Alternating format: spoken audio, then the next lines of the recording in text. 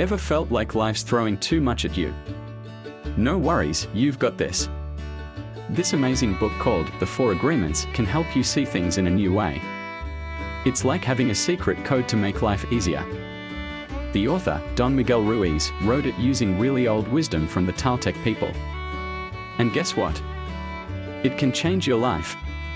In this video, I will go over the chapter summaries of this book so you can understand it better. I mean, it's like going on a cool adventure inside yourself. You can learn how to make your relationships better, grow as a person, and just feel happier overall. So, stay tuned to this video and watch it until the end.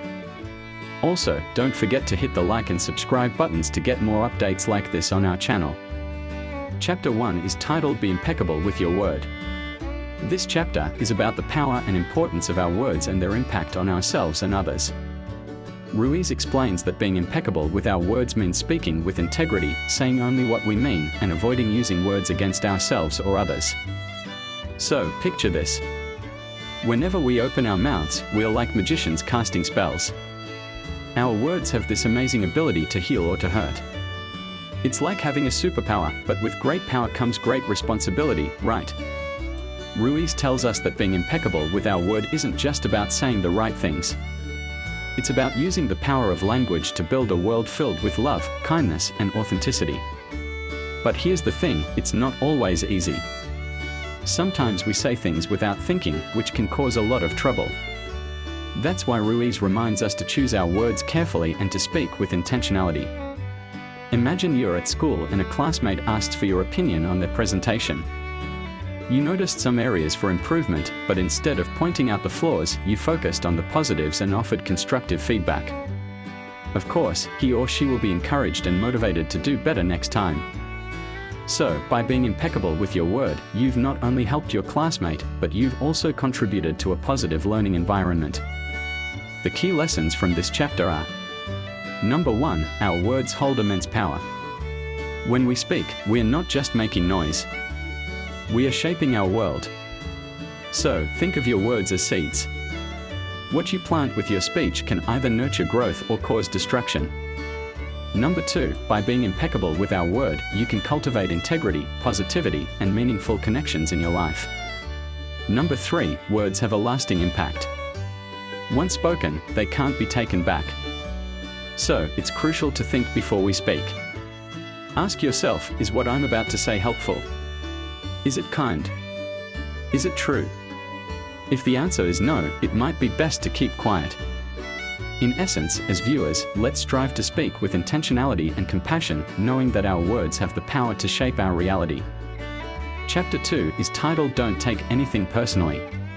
In this chapter, Ruiz explains that people's actions and words are a reflection of their reality, influenced by their experiences, beliefs, and emotions. So, understanding this can free you from the burden of taking things personally.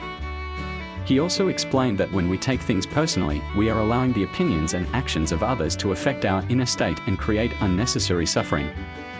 Taking things personally often leads to feelings of insecurity, hurt, and anger. When we take things personally, we give away our power and allow others to control how we feel about ourselves.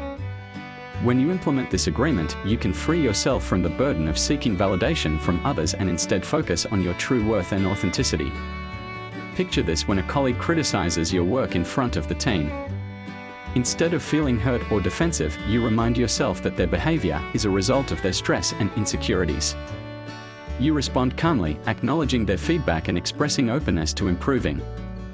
By not taking it personally, you have maintained your confidence and integrity while fostering a positive work environment. The key lessons from this chapter are: Number 1, release the ego. When you realize that others' behavior is about them, not you, you can detach from the need for validation and avoid unnecessary suffering. Number 2, always choose empathy. Instead of reacting defensively, practice empathy and understand others' perspectives and struggles. And lastly, embrace authenticity. When you stop taking things personally, you can show up authentically without fear of judgment or rejection. So, as a viewer, embracing this second agreement will free you from the fear of insecurity and also empower you to cultivate genuine connections and inner peace. Remember, what others say and do is a reflection of them, not you. Chapter 3 is titled Don't Make Assumptions. Here, Ruiz illustrates the bad effects assumptions can have on your life. He explains that assumptions are often based on misunderstandings and they can make you create unnecessary conflicts in your relationships with others. When you make assumptions, you are essentially creating a false reality in your mind, which can cause you to act in ways that are harmful to yourself and to those around you. He urges us to always ask questions and communicate openly to gain clarity instead of just assuming. Let's look at it from this perspective. You assume your friend is upset with you because they didn't reply to your message promptly. Instead of dwelling on this assumption, you should reach out to them and ask if everything is okay. It might turn out that they were simply busy and had not seen your message. By clarifying instead of assuming, you can avoid unnecessary worry and maintain a strong bond with your friend. The key lessons from this chapter are: Number 1, instead of assuming, always ask questions to clarify your understanding. Number 2, always have open and honest communication, as it is the key to avoiding misunderstandings. Number 3, ensure to approach situations with curiosity rather than jumping to conclusions.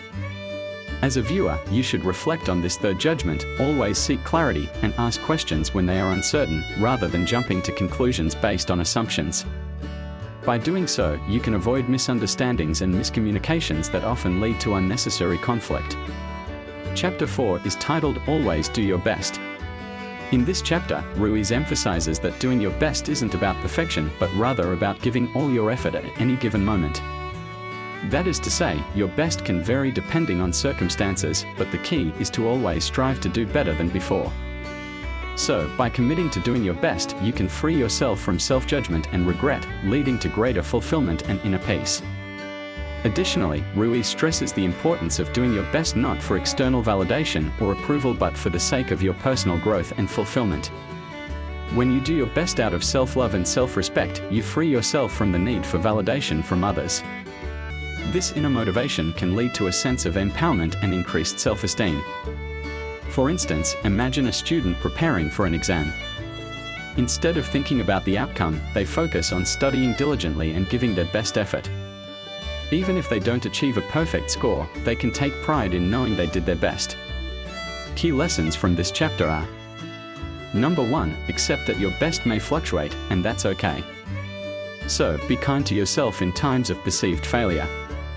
Number 2, understand and accept that there are limitations to what you can achieve in any given moment, and that's okay. Number 3, always strive to improve and grow, knowing that each effort contributes to your development. As a viewer, you should emulate this principle and cultivate a mindset of self-compassion and self-acceptance. By doing so, you can free yourself from the burden of self-judgment and criticism. This can lead you to a more fulfilling way of living. In conclusion, The 4 Agreements by Don Miguel Ruiz gives us 4 important things to remember to be happy and free. It's like a guidebook with 4 rules. Being impeccable with your word, not taking anything personally, avoiding assumptions, and always doing your best. These aren't just rules. They are invitations to a more authentic and joyful life. As you watch, think about how you can implement these agreements into your own story. So, there you have it. I hope this summary inspires you to incorporate these principles into your life. Thanks for watching, and don't forget to like and subscribe for more content on personal development. Until next time, take care and keep striving to be your best self.